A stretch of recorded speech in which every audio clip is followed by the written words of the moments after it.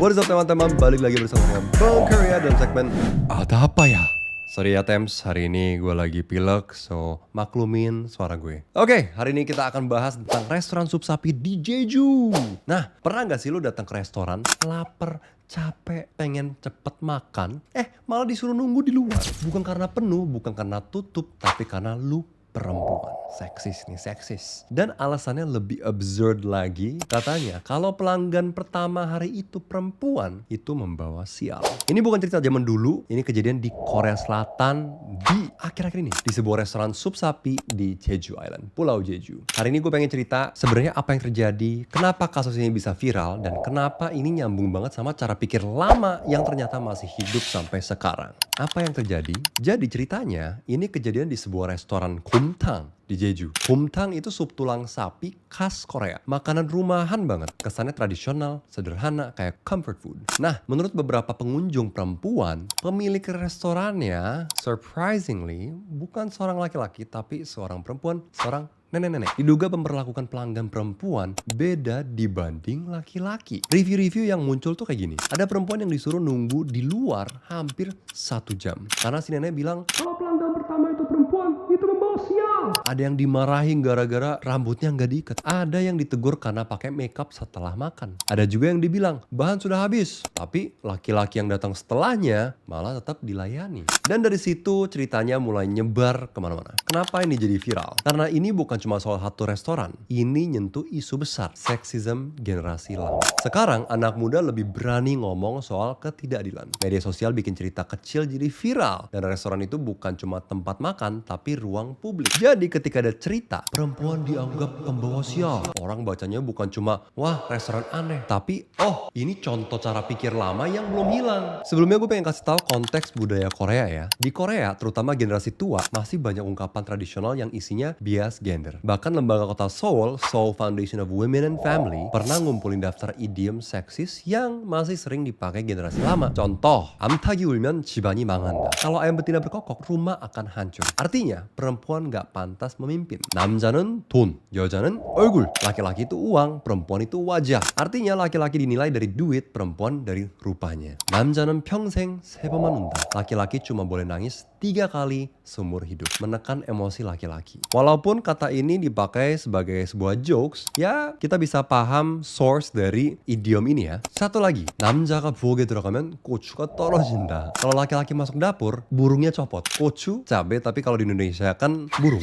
Dapur adalah wilayah perempuan. Ini bukan hukum, tapi cara berpikir yang diwariskan lewat bahasa. Dan kemungkinan besar si nenek pemilik restoran itu besar dengan nilai-nilai seperti ini. Bukan berarti dia jahat ya, tapi dia hidup dengan logika yang berbeda sama generasi sekarang. Dan jujur ya, cara pikir kayak gini bukan cuma ada di Korea. Di Indonesia pun ada. Dalam budaya Jawa ada istilah, correct me if I'm wrong, if I'm saying this wrong, perempuan konco ing wing king. Artinya perempuan itu teman di belakang. Maknanya, perempuan seharusnya di belakang laki-laki, nggak tampil di depan. Nggak memimpin ruang publik, fokusnya di urusan domestik. Ini juga bukan hukum negara, bukan aturan tertulis. Tapi cara pikir yang hidup lewat bahasa. Ditambah lagi kalimat kayak, laki-laki kepala rumah tangga, perempuan pengikut. Atau perempuan jangan terlalu keras, nanti susah dapet jodoh. Kedengarannya kayak nasihat, tapi pesannya sama. Jangan di depan, jangan terlalu kelihatan, jangan terlalu bersuara. Reaksi publik terhadap ini lumayan campur aduk. Ada yang marah besar, ada yang bilang ini simbol seksisme struktural, ada juga yang membela, ya ampun dia cuma nenek tua. Tapi ada juga yang jawab, umur bukan alasan buat diskriminasi. Yang bikin kasus ini rumit adalah karena ini benturan banyak hal. Tradisi versus nilai modern, generasi tua versus generasi muda, usaha kecil versus hak konsumen. Kalau ini perusahaan besar, orang gampang bilang boykot atau laporin tuh. Tapi ini nenek tua, restoran kecil, bukan CEO.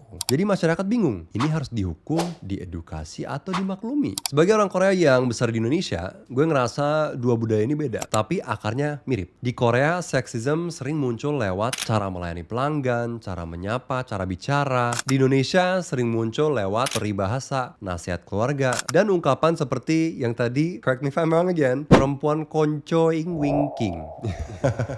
Sorry banget, gue bukan orang Jawa, gue gak tahu bahasa Jawa juga ya. Dan ini gak selalu terdengar kasar, tapi pelan-pelan ngebentuk siapa yang pantas di depan, siapa yang harus di belakang. Kasus restoran di Jeju ini bukan cuma soal sup sapi, tapi soal siapa yang dianggap pantas duduk di meja dan siapa yang dianggap bawa sial. Apakah nenek ini jahat? Kayaknya kita nggak bisa langsung berkesimpulan seperti itu ya. Dan apakah perilakunya bermasalah? Kalau kita pakai standar sekarang, ya. Dan apakah budaya lama harus dilindungi atau justru dikoreksi? Sekarang gue pengen tanya lu pada semua, kalau ini kejadian di Indonesia, reaksi lu pada kayak gimana? Maklumin lo orang tua, atau nggak boleh begitu, walaupun orang tua harus tahu yang benar mana yang salah mana. Kalau menurut gue harus ada beberapa orang yang berulang kali kasih tahu nenek ini, nenek nggak boleh seperti itu. Kalau zaman sekarang itu beda dengan generasi lama, cara pikirnya pun beda. Kalau kayak gini lama-lama nenek bisa bangkrut gitu loh. Jadi bisa diceritakan dengan sangat baik agar nenek itu bisa mengerti juga. Itu opini gue ya, Thames. I don't know, bisa juga lo pada mikir, wah itu nggak bisa, harus dibentak, harus ditegur itu. Atau bisa juga yang lewat secara hukum, wah nggak bisa nih, harus kita tutup nih, rame-ramean review, kasih 1 star gitu ya. Tapi the idea of laki-laki yang selalu memimpin itu selalu menjadi soal perdebatan ya. Mungkin kalau idea of laki-laki harus menjadi pemimpin dalam keluarga itu masalah yang berbeda. Kalau ini